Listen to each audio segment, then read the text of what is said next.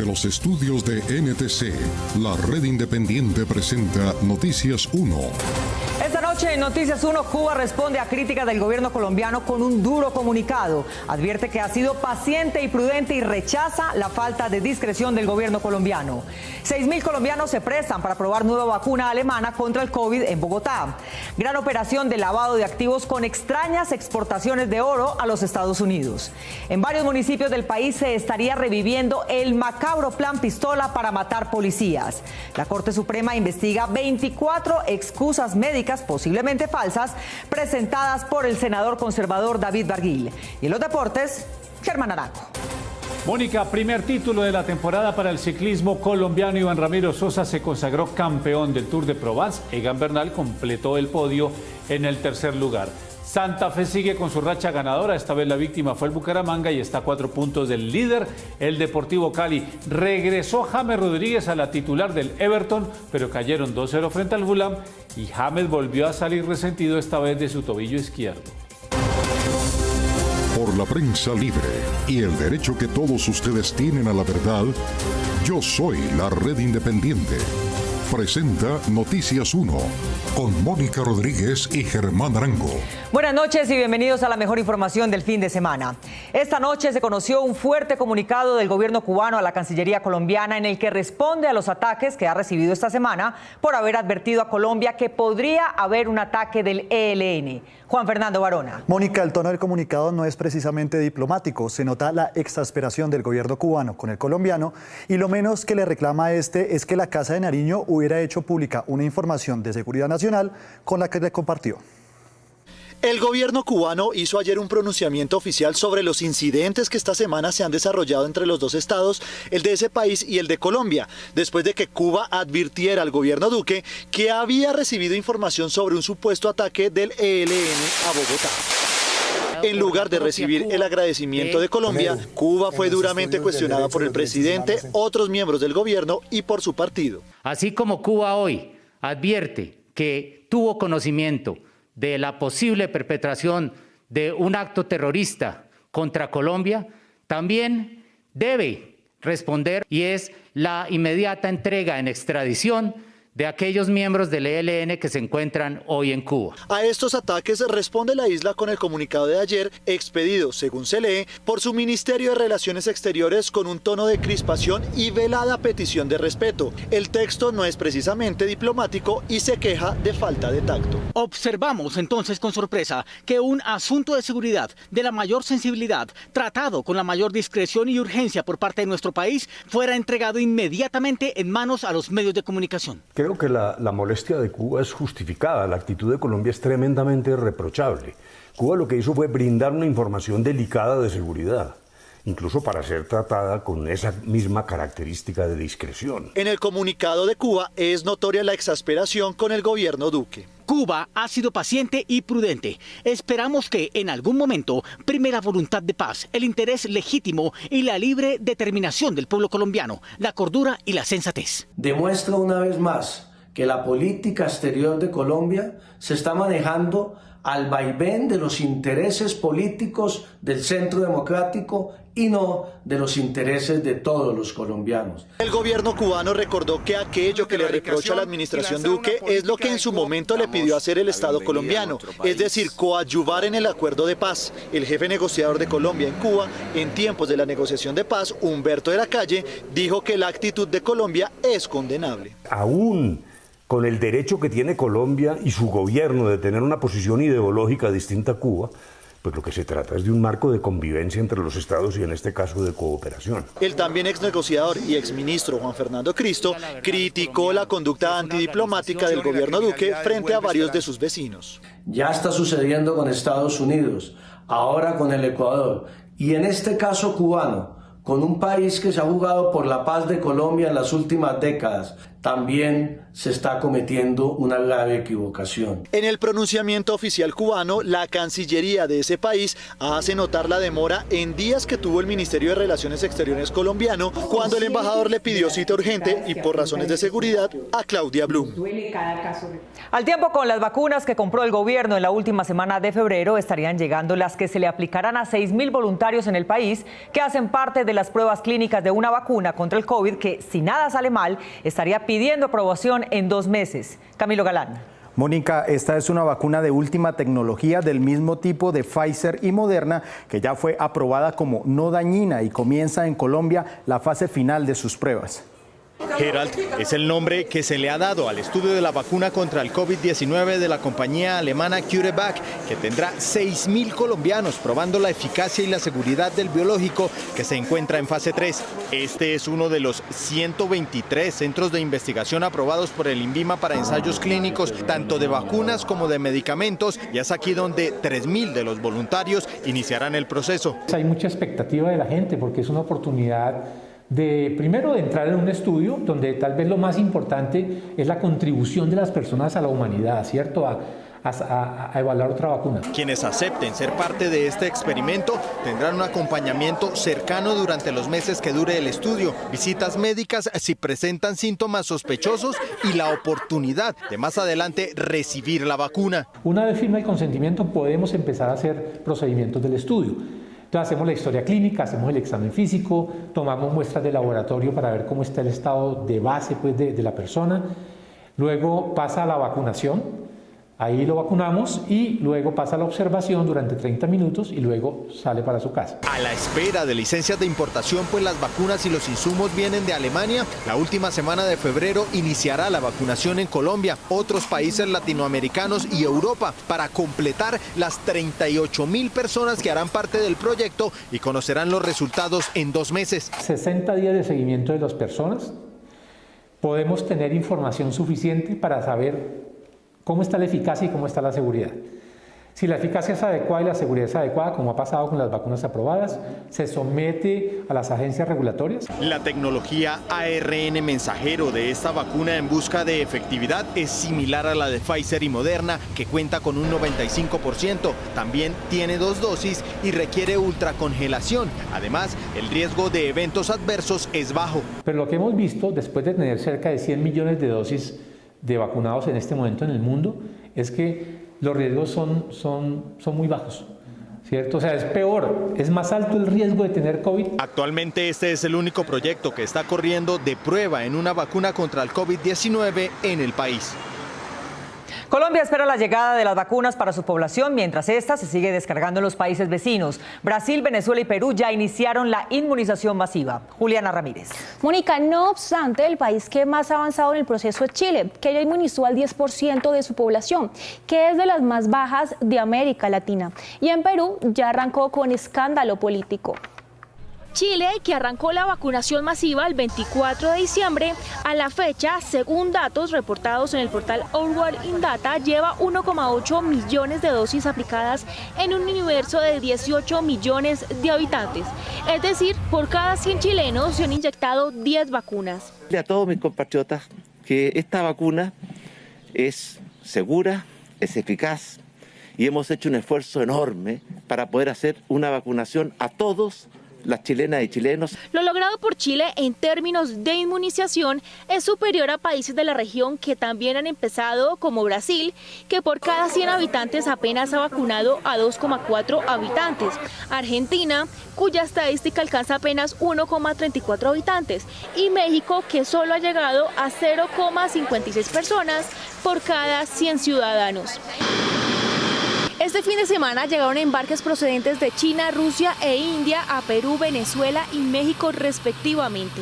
En el caso de Lima se recibieron 700.000 dosis que se suman a las 300.000 que llegaron la semana pasada del laboratorio Sinopharm, mientras Caracas le dio la bienvenida a las primeras 100.000 dosis de las 10 millones de vacunas que Sputnik tiene comprometidas. En el caso de Ciudad de México arribaron 870.000 dosis de AstraZeneca ayer en la madrugada y se espera que mañana se reanude el suministro de Pfizer, que estuvo suspendido durante 3 semanas. Y no van a dejar de llegar para que no se detenga el Plan Nacional de Vacunación, que como lo hemos dicho, se le dé preferencia a los adultos mayores. Bolivia no ha vuelto a recibir más dosis, además de las 20.000 de Sputnik que le mandaron hace 2 semanas. Los escándalos en medio de la inmunización han sido también los protagonistas en América Latina. Este fin de semana renunció la ministra de Salud de Perú, Pilar Macetti, luego de que el exmandatario Martín Vizcarra admitiera que recibió una vacuna de ensayo mientras estaba en el poder. Un centro de estudios económicos comparó los reportes de exportación de oro de Colombia a Estados Unidos con las importaciones de ese país y encontró un hueco de 2.700 millones de dólares. Enrique Tapias. Mónica, lo primero es que esa exportación no pagó sus impuestos en Colombia, pero en el fondo lo que hay es una operación de lavado de dólares, pues con el oro resulta mucho más fácil hacerlo que con la cocaína. La organización Global Financial Integrity, que trabaja en Estados Unidos para reducir los flujos financieros ilícitos, reveló esta semana que el comercio ilegal de oro está en aumento a través de exportaciones ficticias, pero poca atención le prestan los países involucrados, pese a que se convirtió en el mecanismo preferido de las organizaciones criminales para lavar dinero. Colombia, obviamente, es un país que ha tenido mucho problema en este sentido. También hemos visto algunas cosas con Perú, con Chile. Según la investigadora de la organización GFI, gracias al fortalecimiento antilavado en el sistema financiero, el crimen organizado migró a la subfacturación y sobrefacturación para blanquear sus ganancias ilícitas. Entonces han empezado a usar el sistema de comercio internacional, ¿sí?, como un canal para mover o para lavar dinero sucio. En este documento titulado Hacia una minería de oro transparente en Colombia, el Centro de Estudios Económicos de Trabajo analizó la información de comercio exterior entregada por Colombia a las Naciones Unidas y comparó las importaciones reportadas por Estados Unidos a la misma organización y encontró grandes diferencias entre 2010 y 2018. Colombia dice que vendió 11.700 millones de dólares en oro, pero Estados Unidos registra que compró 13.929 millones de dólares. Los 2.668 millones de dólares que no aparecen no entraron a la economía colombiana, se quedaron en alguna guarida financiera y no pagaron impuestos en el país. La DIAN le dijo a Noticias 1 que se han identificado comercializadoras de oro con operaciones bajo la modalidad de exportación temporal, en la que no se logra acreditar ni el origen ni el destino final del metal precioso. A partir de registros específicos que se hacen a 10 sociedades, hemos podido tejer toda una red de vinculados que nos ha permitido avanzar en todo el territorio nacional en el control de la comercialización irregular del oro. Julia Yansura, experta en operaciones de mercado internacional ilícito, aseguró que es preocupante el alto porcentaje mal facturado en el comercio exterior de oro. En el caso de Colombia estamos hablando como alrededor de 10-15%. Ahí tendría que buscar la cifra exacta, pero es una porción significativa del comercio exterior total. Agregó que son evidentes las debilidades de las entidades tanto en Estados Unidos como en Colombia para el control de este tipo de comercio ilegal que fortalece las finanzas de los grupos criminales colombianos. El ministro de Hacienda ha insistido en promover una reforma tributaria que tase con IVA los productos de la canasta familiar, de manera que sería la clase media la que llene el hueco fiscal que traía el gobierno y que creció con la pandemia. La primera vez que el ministro de Hacienda, Alberto Carrasquilla, intentó incluir el IVA en la canasta básica familiar fue en 2006 durante el mandato de Álvaro Uribe. Pasaría a los colombianos de uno de los sistemas, de los peores sistemas tributarios del mundo, a uno de los mejores sistemas tributarios del mundo. 15 años después no se cumplió la promesa de tener uno de los mejores sistemas tributarios del mundo y a puertas del trámite de la tercera reforma tributaria del gobierno Duque, Carrasquilla intentará nuevamente expandir el IVA a más productos de la canasta, en un contexto de contracción del PIB de menos 8,2%. Esta vez se busca recaudar 15 billones de pesos. Con el fin de tapar el mismo hueco fiscal que abrió el gobierno antes de la pandemia a causa de los grandes recortes de impuestos a las empresas que pasó el gobierno. Entonces ahora les va a poner a cargo de la clase media. Esto lo que puede generar es una contracción de la demanda, aumentando aún más la crisis. Ante la cercanía del ciclo electoral, el gobierno ha defendido sus planteamientos con el argumento del mecanismo de devolución, que implica una transferencia de 75.000 pesos cada 2 meses y que actualmente solo llega a menos del 10% de las personas vulnerables vulnerables del país.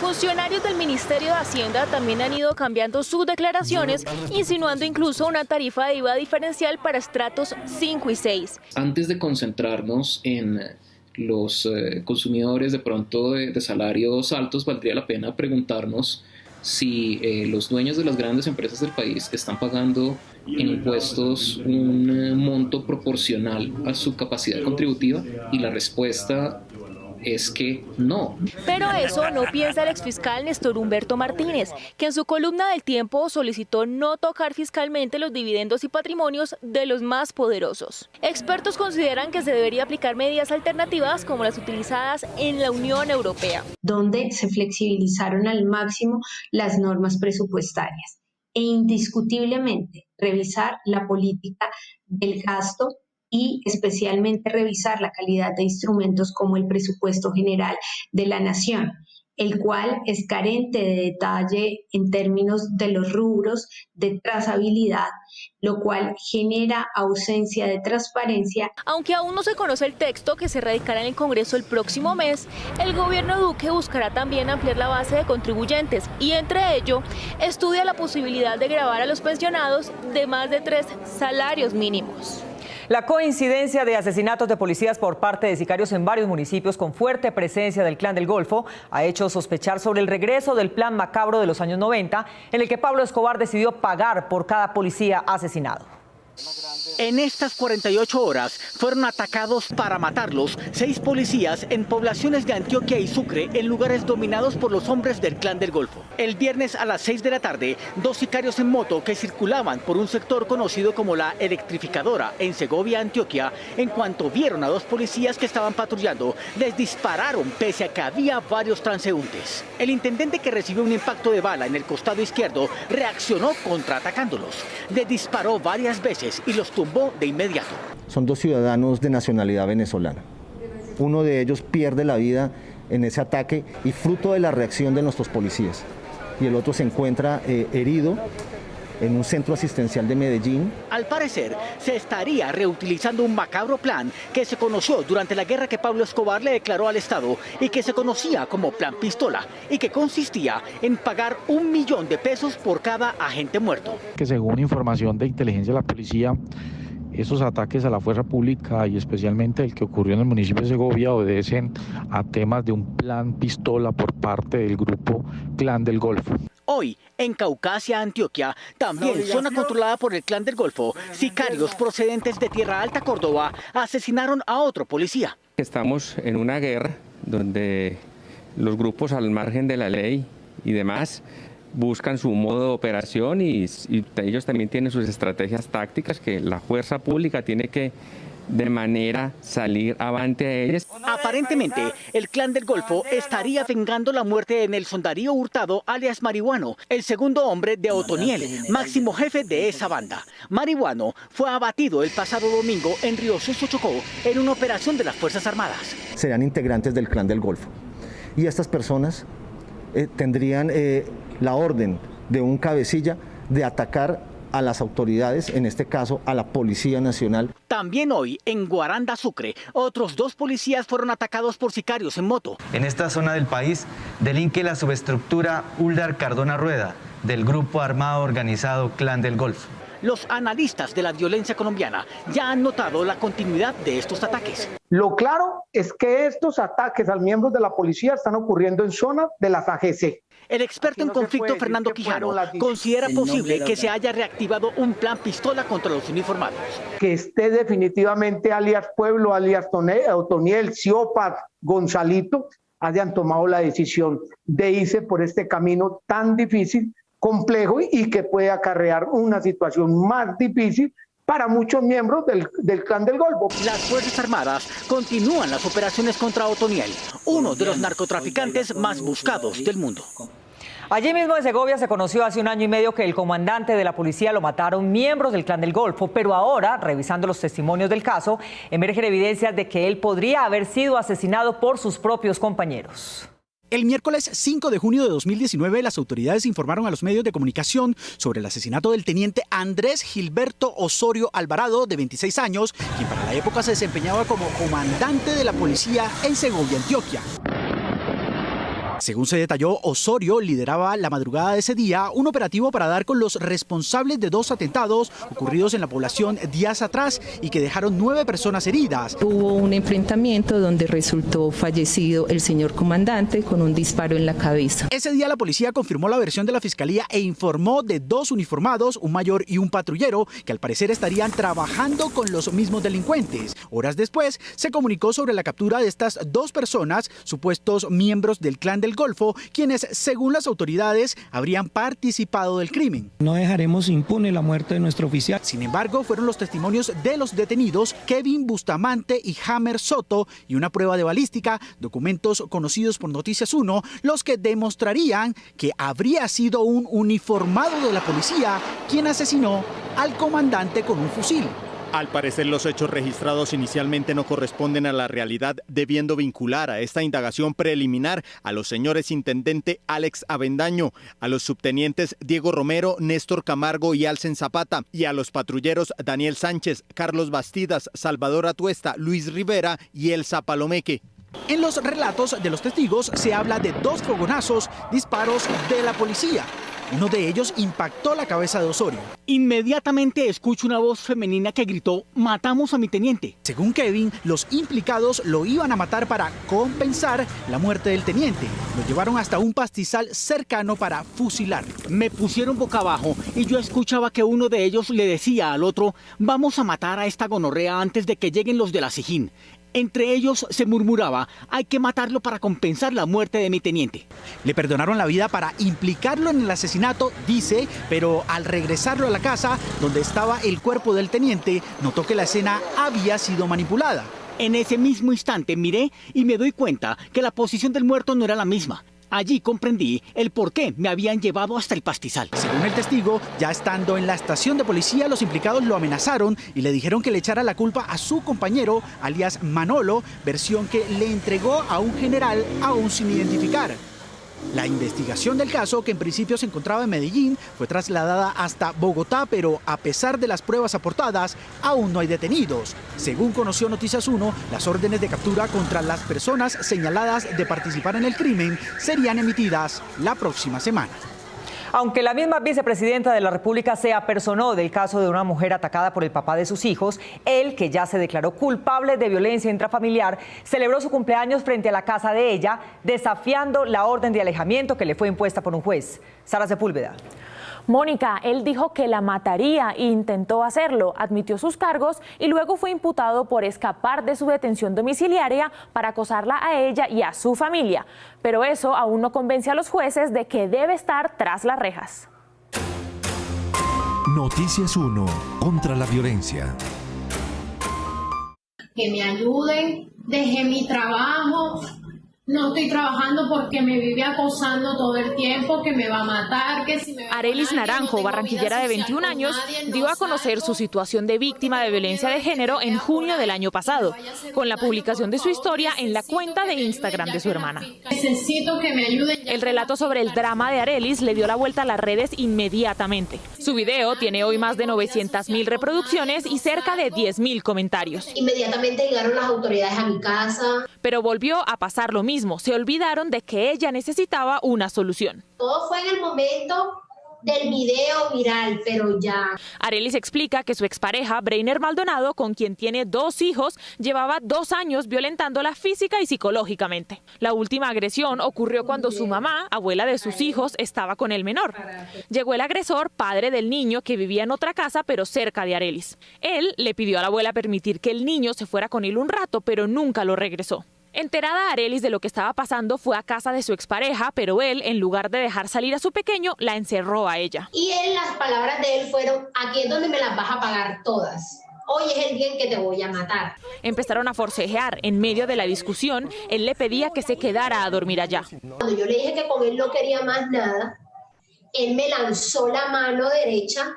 Fue cuando me lanzó una trompada que me pegó y me afectó el ojo izquierdo. Después, Breiner Maldonado le rompió una botella en la cabeza. Arelis logró escapar con su hijo y se encerró en su propia casa. El sujeto llegó persiguiéndola y en medio de su rabia se puso a tirarle piedras a la casa. Ella me decía, mañana verás que hoy te libraste, pero mañana no.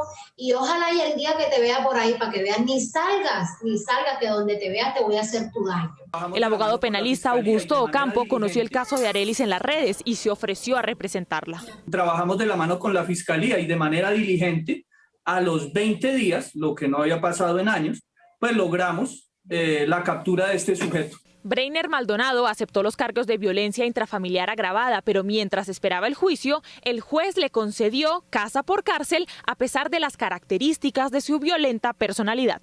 De inmediato se le vio rondando la casa de Arelis. Pero en el barrio siguieron viviendo su madre y su hermano menor, también atemorizadas por las agresiones del sujeto. De nuevo es concedida la detención domiciliaria. Y lo último que conocimos también, absurda e insólitamente, el señor sigue burlando la justicia, la ley. Estas fotos fueron grabadas hace un mes, según las publicaciones en las redes. Allí se ve al imputado abusador de mujeres celebrando su cumpleaños en la calle, frente a la casa de la víctima, con sus amigos, como retando a su denunciante y a sus propios hijos, además de la autoridad. Con el agravante de que el señor ha venido instrumentalizando pues una serie de amenazas en contra de la mamá y de la propia Arelis, la agredida. Arelis y su madre, quien también fue agredida por Maldonado cuando la golpeó con una piedra, siguen asustadas y ya no creen en la justicia. Noticias 1 contra la violencia.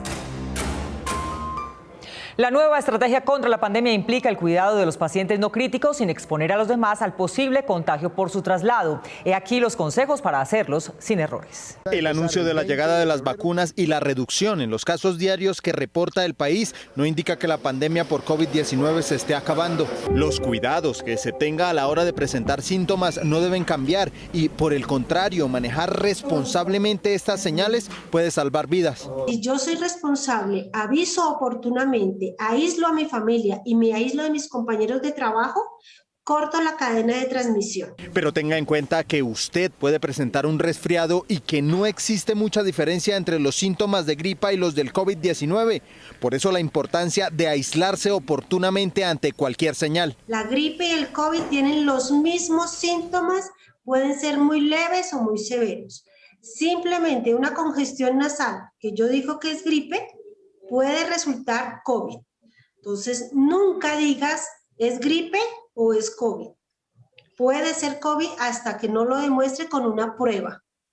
Y cumplir las recomendaciones para que el aislamiento en casa no ponga en riesgo otros integrantes de su núcleo familiar. Debo consumir mis alimentos de una forma aislada de ellos, mínimo a 2 metros. Abrir ventanas de donde yo esté y de toda la vivienda, y lavado de manos y higienización. El aislamiento de cualquier persona con síntomas leves en casa es de 10 días desde el inicio de los mismos, pero cuando los síntomas avanzan es hora de acudir a un centro de atención. Cuando la persona tiene fiebre por más de 48 horas a pesar de estar tomando su acetaminofén, cuando tengo dificultad respiratoria, cuando tengo una saturación menos de 90, cuando tengo taquicardia y mucha fatiga, mucho decaimiento. Recuerde que tomar buenas decisiones es prevenir y protegerse a sí mismo y al resto de su familia.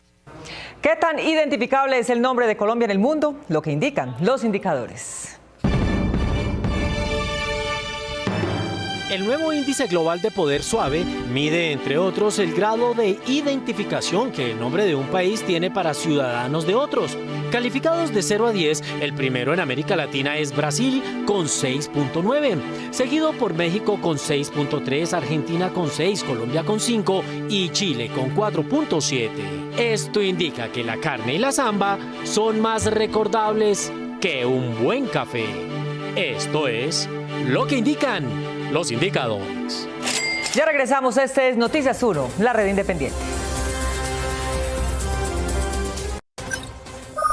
Si usted cree en el periodismo independiente, busca fuentes verídicas de información. Los hechos y las verdades están saliendo a flote y vemos cómo... ¿Qué fue lo que sucedió en este punto de la ciudad? Ahí mi camarógrafo se va a acercar un poco. Vea Noticias 1 Ahora en Cable Noticias los fines de semana y festivos a las 8 de la noche. Aunque el gobierno ataca a la Jurisdicción Especial de Paz dentro del país, en el exterior sus voceros la elogian. La última ocasión fue en la Corte Interamericana de Derechos Humanos. Patricia Uribe.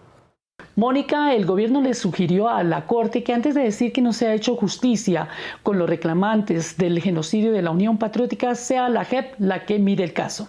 Aunque Iván Duque ha expresado públicamente sus reservas sobre la Jurisdicción Especial de Paz, le insinuó a la Corte Interamericana a abstenerse de censurar al país, mientras la JEP se pronuncia sobre el genocidio político de la Unión Patriótica. Pondrían en riesgo este mecanismo que, como muchos expertos y expertas lo han reconocido ante este tribunal, constituye una oportunidad única para el esclarecimiento de estos hechos. El gobierno, no obstante, no hace parte de los que reconocen el trabajo de este tribunal, sino de quienes lo atacan. Pareciera como una especie de opereta para tratar de construir un petimetri de sastrería procesal al servicio de quién sabe quién.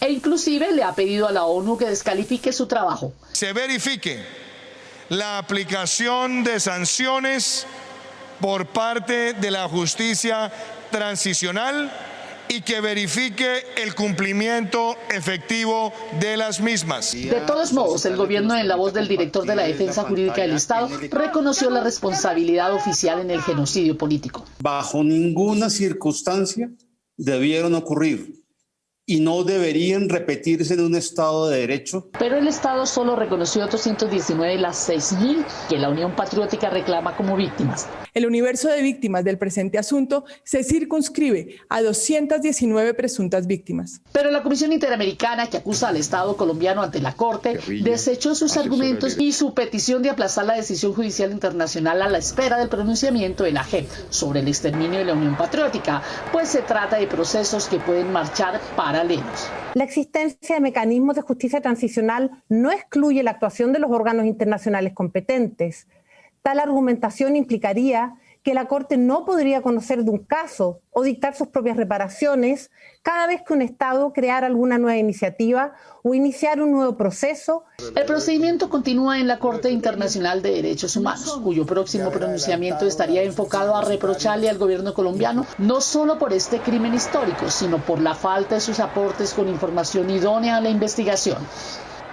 La Sala de Instrucción Penal de la Corte Suprema está estudiando las presuntas falsedades en las excusas presentadas por el senador David Barguil para excusar sus ausencias en el Congreso, pues según un examen grafológico, todas habrían sido escritas el mismo día y con el mismo esfero. Esta es la denuncia penal que fue radicada en la Corte Suprema de Justicia en contra del senador conservador David Barguil. Tanto en su época de representante como en la de senador, Barguil se ausentó en diversas ocasiones de sesiones plenarias y ante una primera queja en el Consejo de Estado de mayo de 2019, este presentó unas supuestas excusas médicas que justificarían su inasistencia. El juez del caso de David Barguil, que es el magistrado Nicolás Yepes, es el sobrino del presidente del Partido Conservador, del señor Omar Yepes. Y David Barguil es senador por el Partido Conservador. Sin embargo, para el proceso en la Sala de Instrucción de la Corte Suprema se presentó una prueba grafológica que demostraría que las incapacidades, al parecer, serían falsas o fabricadas en un mismo día por la misma persona. Que hay una alta probabilidad de que las excusas médicas del senador David Barguil, que son 24 incapacidades, fueron hechas en un mismo momento gráfico con un mismo elemento escritor. El 6 de agosto de 2014, cuando se votaba un proyecto de ley del cual era autor y ponente, Barguil se ausentó alegando problemas de salud.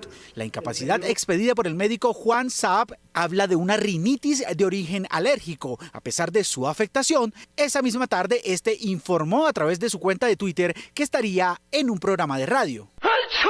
El martes 30 de septiembre de 2014 se registró y a los pocos minutos se ausentó de la plenaria. Su excusa habla de un síndrome viral agudo. 3 horas antes había publicado esta imagen de una reunión donde se le ve en perfectas condiciones. Al día siguiente, desde muy temprano, estaba dando entrevistas a medios de comunicación. Actuación que nos avergüenza a todos. El martes 7 de octubre de 2014, antes de la votación, también se ausentó por motivos de salud. Su excusa dice que tenía otitis lápiz en el oído derecho. Ese mismo día trinó varias veces sobre una reunión en la que estaba con el Partido Conservador. No me pasó eso. El miércoles 5 de noviembre también ocurrió algo similar, esta vez por un supuesto reflujo gastroesofágico agudo. No todas se ganan, esta no la gané. Sin embargo, hacia el mediodía participó en un homenaje en memoria de Álvaro Gómez Hurtado. Más tarde hizo parte de un panel de licencias ambientales. Yo mismo he reflexionado. Para el apoderado del proceso, exmagistrado Iván Velázquez, este caso podría ser el primero de muchos en el que los congresistas aparentemente fabrican falsas excusas para no cumplir con su deber. Tenemos información de algunos posibles casos similares. Estos documentos sobre la posible comisión de los delitos de falsedad ideológica en documento público y fraude procesal están siendo investigados penalmente en la Sala de Instrucción de la Corte Suprema de Justicia. El SENA amplió su capacidad y está abriendo más de 55.000 cupos para técnicos y tecnólogos en programas virtuales que recibirán inclusive a extranjeros regularizados. El SENA, la institución pública que ofrece formación profesional gratuita en el país, abrió las inscripciones para 55.600 técnicos y tecnólogos totalmente virtuales. Estos cupos se dividen en dos grupos, 17.450 técnicos y 38.150 tecnólogos. Las personas que se quieran postular podrán acceder al curso de su preferencia. Los requisitos para acceder son ser ciudadano colombiano, aunque al ser virtuales pueden estar residiendo en cualquier parte del mundo, tener dispositivos y conexión a Internet y, por último, tener la secundaria básica. Los interesados pueden inscribirse del 11 al 17 de febrero en www.senavirtual.edu.co. El SENA resalta que también los extranjeros que residen legalmente en Colombia podrán aspirar y acceder. Al acceder a la página web del SENA y abrir la sección titulada, se podrán encontrar los cursos que se ofrecen para tecnólogos y técnicos. Al hacer clic en cada uno, se abre una nueva pestaña con los requisitos, la duración y los pasos a seguir. Los cursos técnicos tienen una duración de 1 año y los tecnólogos de 2 años. Para esta ocasión incluyeron 5 cursos que, según el SENA, ofrecen más oportunidades laborales como las microfinanzas y el patronaje industrial, entre otros. Aprovechen esta oportunidad de formarse desde cualquier lugar del mundo. La formación académica empezará el próximo 15 de marzo a través de la plataforma del SENA y los nuevos aprendices contarán también con los servicios de aplicación móvil SENA Virtual. El programa de protección de los osos perezosos endémicos de nuestra frontera con Panamá tuvo que cerrar por falta de recursos en la pandemia. La ONU hace un llamado para que pueda continuar. El Programa de Protección para el Medio Ambiente de las Naciones Unidas hizo un llamado para proteger el oso perezoso que está en peligro de extinción. En Colombia, esta especie se ve amenazada por la deforestación que los deja sin hábitat, pero la consecuencia no solo obedece a la tasa indiscriminada liderada por organizaciones criminales para la siembra de coca y ocupación de baldíos, sino por la construcción de nuevas viviendas que dejan centenares de crías sin saber a dónde moverse.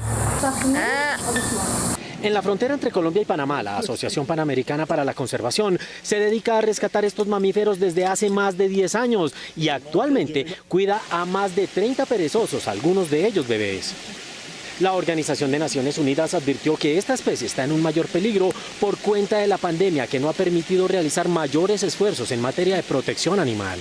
Entre más digitales son nuestras actividades diarias, mayor es el peligro no solo de perder su información, sino también de otros delitos. Por eso es clave repasar lo básico de la ciberseguridad. El pasado martes 9 de febrero fue el Día Internacional de Internet Seguro. Y es por esto y por la creciente necesidad de comunicarnos a través de la tecnología, Google, en colaboración con Euroconsumers, elaboró un informe sobre la seguridad en Internet. Uno de los consejos que dan es usar una contraseña diferente en cada red social y servicio de Internet, no usar nombres o fechas de nacimiento. En vez de esto, es mejor crear una frase corta con palabras que el usuario recuerde fácilmente. Para Google también es recomendable activar la autenticación en 2 pasos. Al activarla, se enviará una petición para introducir el código especial de seguridad que se envía por mensaje de texto cada vez que el usuario quiere acceder a la plataforma. No hacer clic en ningún enlace sospechoso, aunque procedan de un amigo o una empresa conocida. Estos enlaces se pueden recibir vía email o en publicaciones de redes sociales. Normalmente no tienen nada que ver con el contenido del sitio web. A veces, quienes quieren robar la información de los cibernautas crean páginas web que simulan las originales y es por eso que recomiendan revisar el link y no acceder si tiene información adicional o palabras desconocidas. Para mejorar la seguridad es recomendable actualizar los datos en redes periódicamente, pero en caso de que el usuario detecte anormalidades en sus redes, debe asegurarlas rápidamente. Esto se hace actualizando la contraseña de inmediato, así como las preguntas de seguridad. Cuando no todo se podía grabar, no sabíamos cómo descubre el ser humano a su propio peso, pero alguien grabó todo el experimento de un bebé.